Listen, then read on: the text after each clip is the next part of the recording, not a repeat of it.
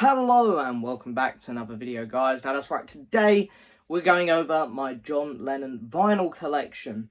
I sort of want to make these collections on solo Beatles when I feel I'm more or less nearly complete, and I feel like I'm getting very close with John now. I'm missing the late 80s Imagine soundtrack white vinyl they released. I think it has Real Love on.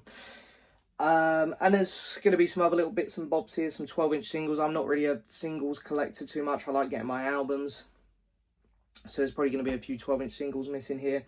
And I'm sure someone in the comments will let me know about a couple other things. There's like the great rock and roll album he done. The rock and roll, it got released a bit early, a different cover. I think there's another track on there. I haven't got an original copy of that, for example. But in terms of a lot of the other stuff, I'm pretty close to having most of it. So I thought it was a good time to jump on and do a collection video, because I want to show you guys that I'm going to come on and talk about older Beatle records still.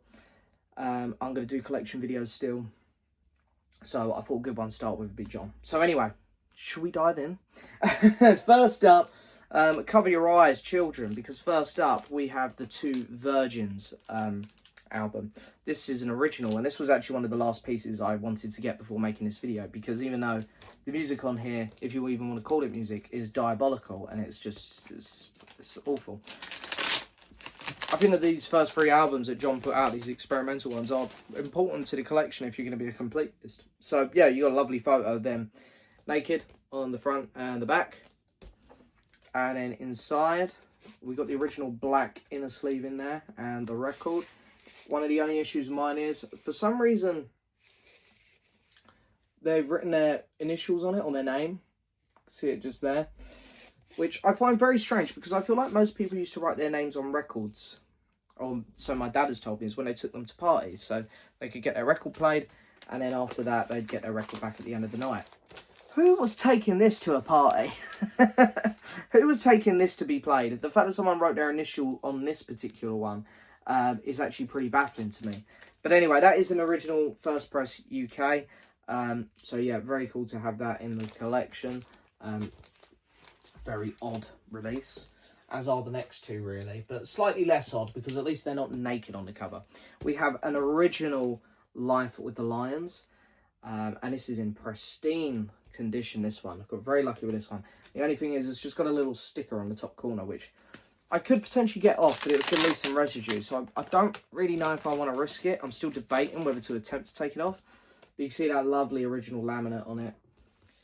And again with this one, got the original inner sleeve in there, and this one of course, and is on the Zappa label, inspired by Frank Zappa, of course. And I think it was only this album and then the George Harrison Electronic Sound one which came out on Zappa. I think they're the only two releases on this particular label. But yeah, very cool item to have. Funny enough, I actually bought this one because it's a bit expensive, it's a bit hard to get hold of, but I found a nice cheap copy, but it was in America, so at some point this copy has gone over to America, and it's now come back to the UK. So, a little fun fact about this particular copy, and there's I think this one's got my favourite quote on, yeah, no comment, George Martin. Fair play, fair play. Then I have, of course, the third one of the experimental items from John and Yoko, the wedding album, beefier box set, and this one here I remember bidding on around one of my mates while we were watching one of the Grand Prix last year.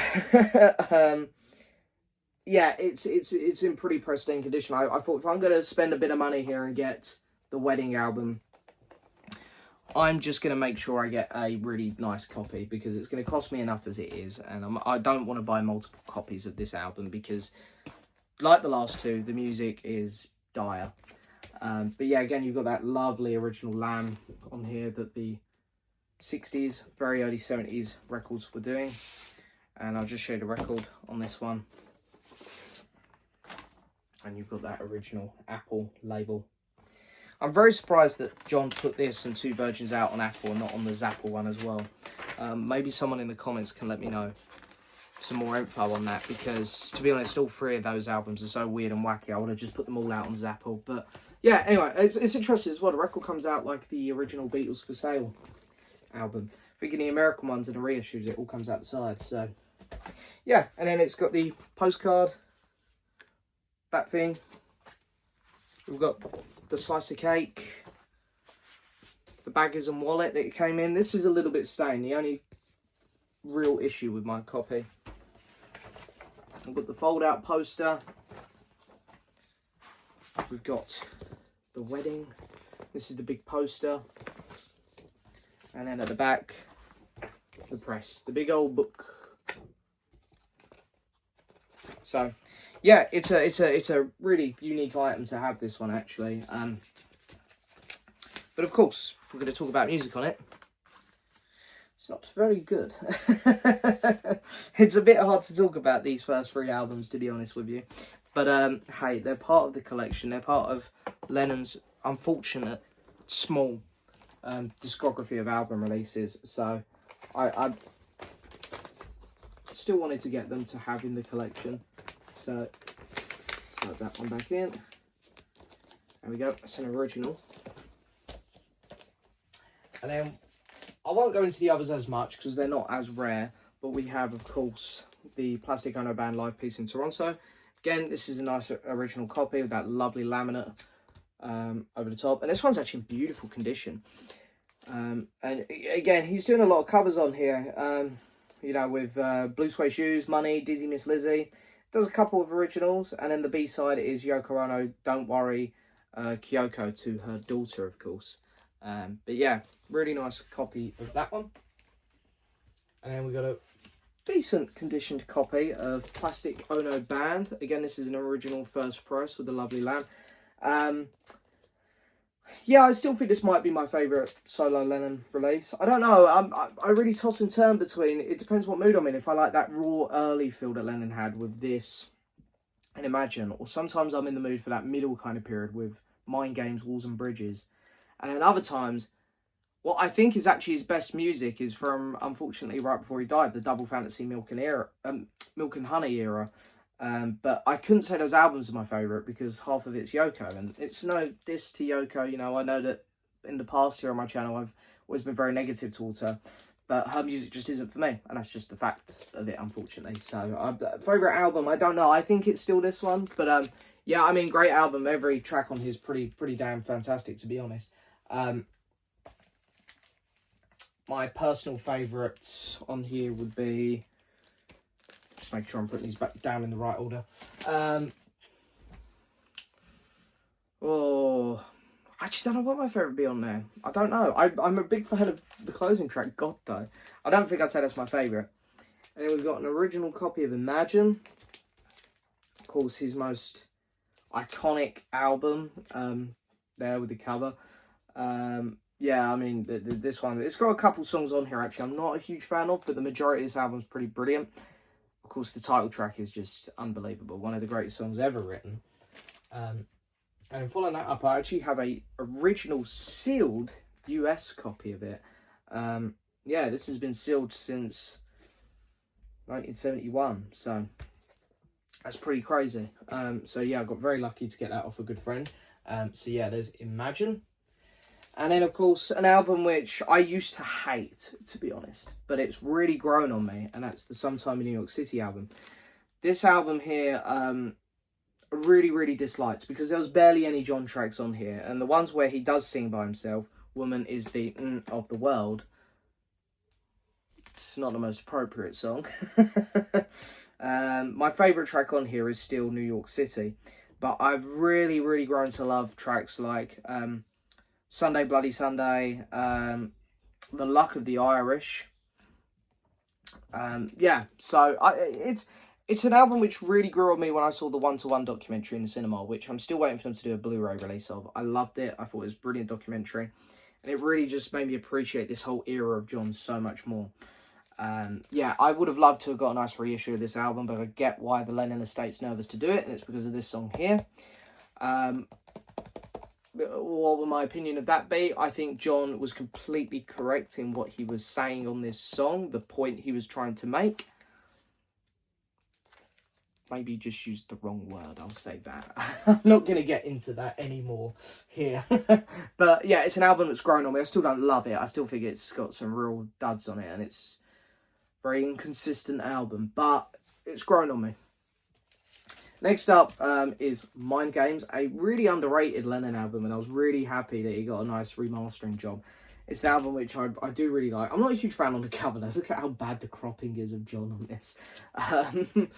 But yeah, it's an interesting one of him walking away from Yoko, of course, when they were going through their separation period. There's so many good tracks on here. I love One Day at a Time. Bring on the Lucy, Free the People. Intuition's a great one. I Know, a really, really good song as well. Really, really do love that record. And again, all of these are just original first presses as well, I want to say. Next up, we have the MFP version of the album. I think there was like a record shortage in the late 70s to early 80s. And MFP were just putting out really, really cheap copies of the albums. But for some reason, they decided to change a lot of the artwork on these covers. I think the Ringo only had his compilation album redone by MFP. Oh no, that's a lie. He had the self-titled Ringo album done as well. George had a couple done. Dark Horse, I know, was done on MFP. And I think his compilation was as well. John had this one and Rock and Roll. Paul didn't have any redone by MFP, so I'm not really sure how that all worked out. But yeah, just a cheap copy of Mind Games there with a butchered cover. Then, of course, we've got Walls and Bridges, an album which I think John was very proud of at the time. And it's cool. It's a fun cover. You can flip the cover around and stuff and have a lot of fun with it. It's pretty cool. You get a little, very, very small book inside as well. I think I actually prefer Mind Games nowadays. I feel like this one, the inconsistencies are a little bit more off on this particular record, but it's still a lot of fun. There's a lot of good stuff on here. Whatever Gets You Through the Night and Number 9 Dream are two of my favourite Lennon songs, so you got some great ones on there. Of course, Elton John being on the Whatever Gets You Through the Night. What You Got's a great one. Scared, I really enjoyed. Steel and Glass is another one I really like, and Nobody Loves You When You're Down and Out, also another really good track on this one. Then we've got the Rock and Roll album, which eventually come out. I think John really didn't want to put this out. And as I say, there was a version of this that came out very briefly before, which was incorrect. So I think it was only sat on the shelf for a day or two, called The Great Rock and Roll Legacy or something like that. So that's the rare version of this album you can get.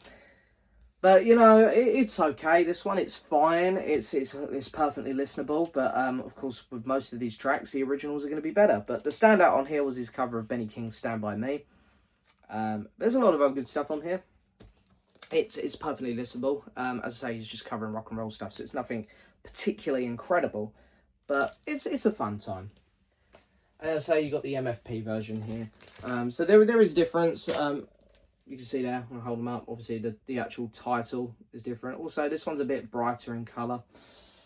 And then the back is different as well. The tracks are a lot bigger. So, yeah, it's just in the collection. And then we've got the compilation Shaved Fish, which is actually a pretty cool and interesting compilation. And the Beatles all got their own solo compilations around this time, other than McCartney again. Ringo had his Blast from the Past. George Harrison had one, and his was very unfortunate because the first half was made up of George Harrison Beatles songs, which annoyed him understandably. All the rest get full solo slate, including Ringo, and I'm not dissing Ringo here, but George was obviously a lot more successful, so very strange. But anyway, I think John got really good treatment. I love the cover of this one and the artwork. The song choices is good as well. They did have the balls to put Woman Is the of the World on here, which is ballsy. So yeah, there's Shaved Fish. And then, of course, there was a nice long jump till John's next release, which would unfortunately be the last one he had while he was alive, and that is Double Fantasy, which...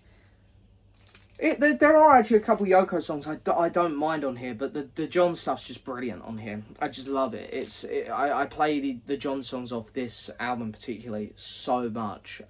It's really his best work, in my opinion. Not saying they're all his best songs, because, like, Imagine and...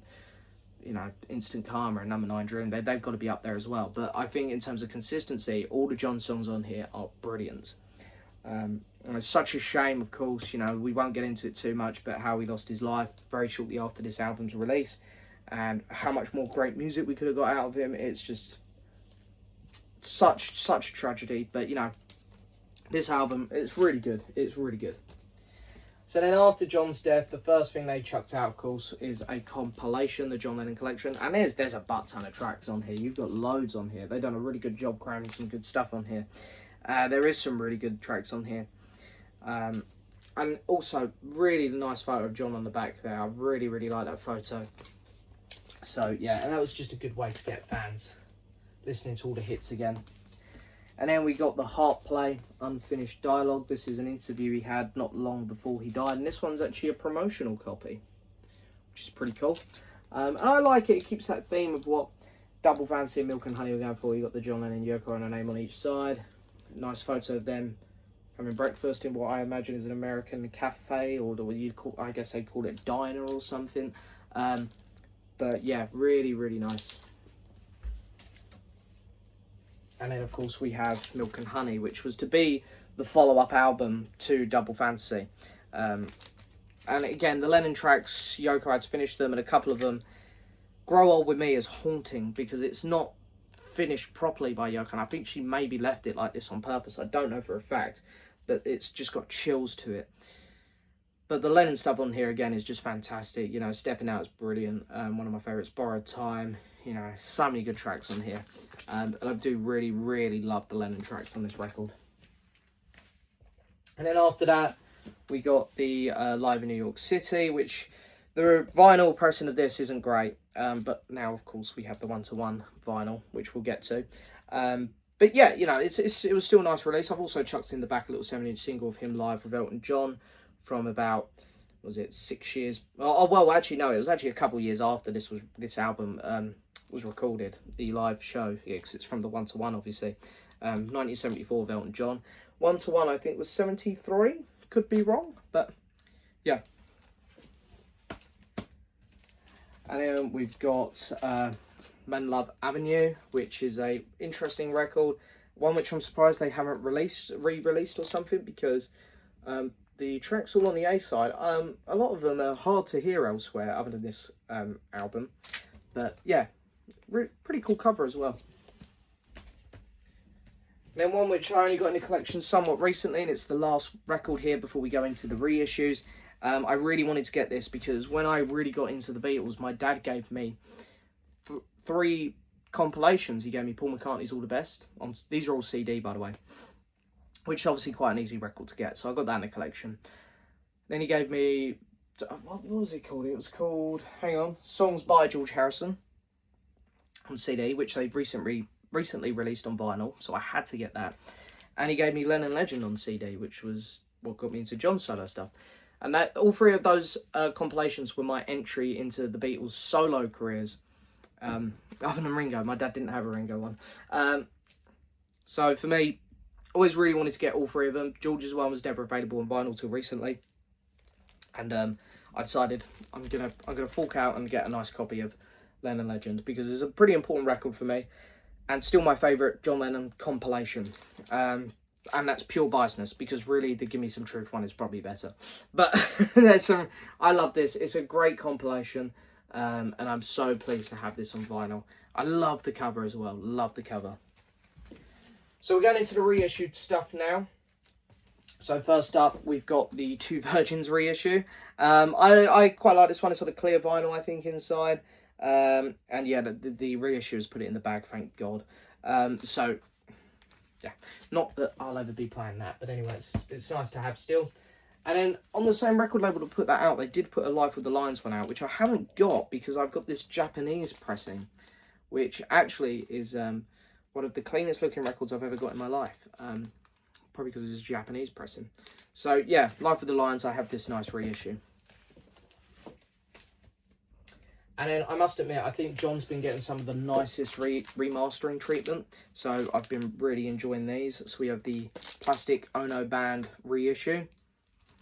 And just how clean and forward John's vocals feel in this compared to the originals. And look, the originals are always going to be what I go back to because that's how John intended them to sound. But these remixes that they've been doing where John's vocals are just brought forward sound unbelievably clean. And of course with that record you get a second record with a load of bonus stuff as well.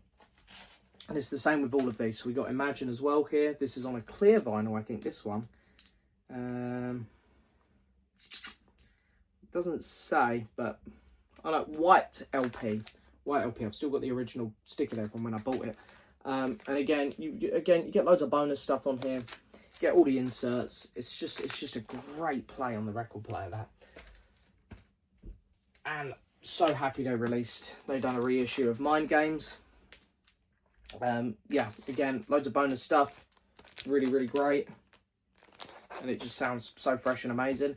I would like to get in sometime New York City one to fill the gap, but I don't think they're going to do it. I know they pretty much did it in the CD box set of the one-to-one thing, not including a certain track, which I'm not going to get into. But yeah, I'd really like for them to do it. But anyway, I'm assuming we're going to get a Walls and Bridges thing soon. Maybe this year, maybe next year. And I did buy this, and to be honest, this is the one thing in the collection I don't need. I just bought this because I thought it was going to be more interesting than it was, and it wasn't. But I bought the Mind Games meditation mixes. I'll be honest, this was a waste of money. This is the only thing in my Lennon collection where I'm like, didn't need to buy that. But anyway, it's sealed, didn't even open it. I just played it on Spotify and was like, that was pretty rubbish. Done by John Lennon, I think. And this is a pure cash grab, to be honest. So, yeah. And then on Record Store Day, I went to my first ever Record Store Day last year. Mostly to get the All Things Must Pass, Zeotrope, or whatever you call them, release. But I did buy the Power to the People 12-inch single. And again, I left this sealed because I thought, well, the box set's going to come out soon, which I have these on. So...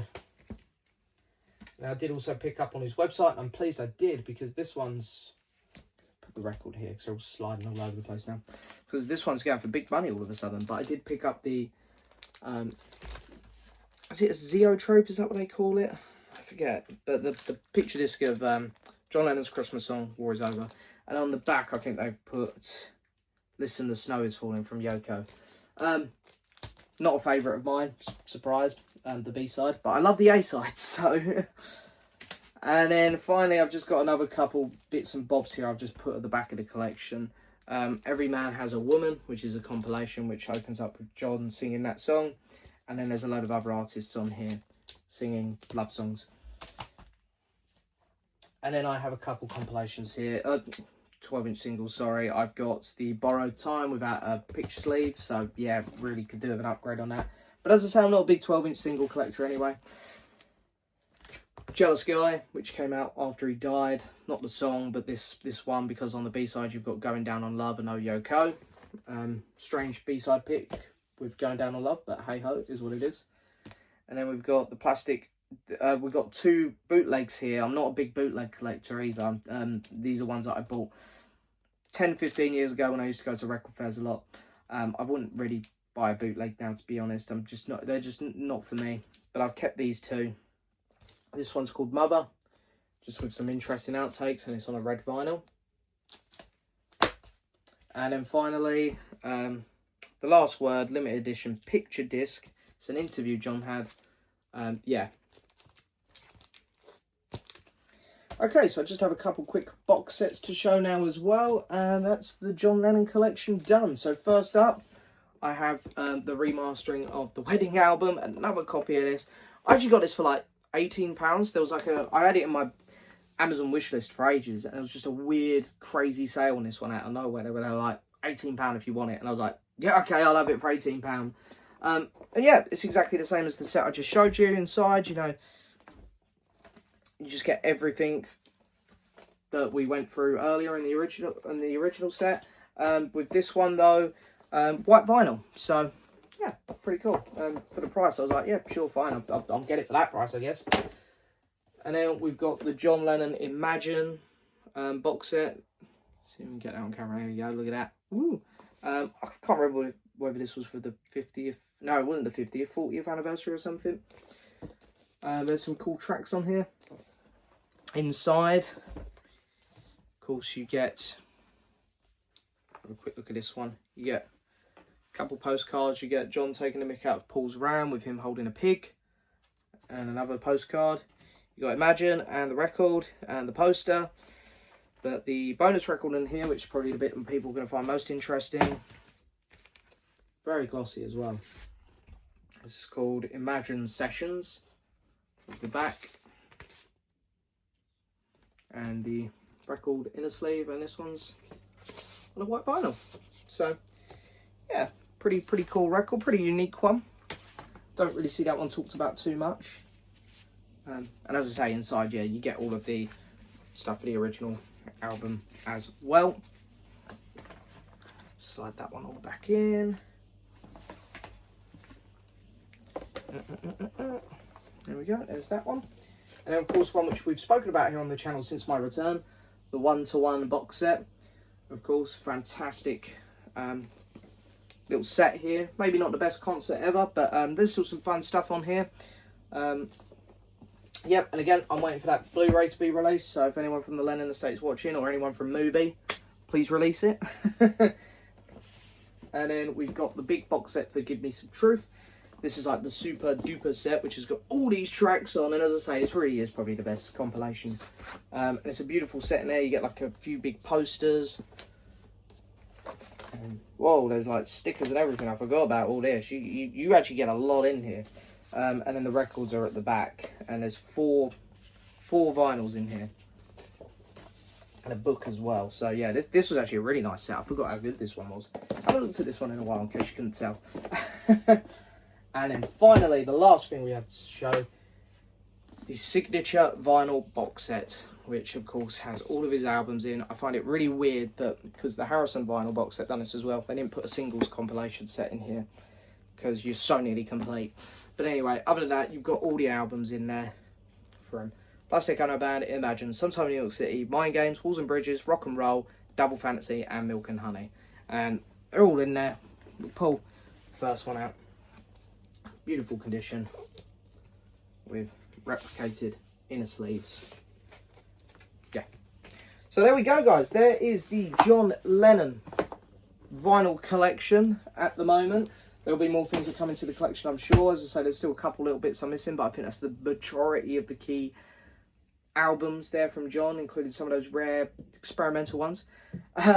Yeah, guys, I hope you've enjoyed as always. Don't forget to hit that subscribe button, like the video, leave a message. And as always, I'll see you next time for another video. Goodbye.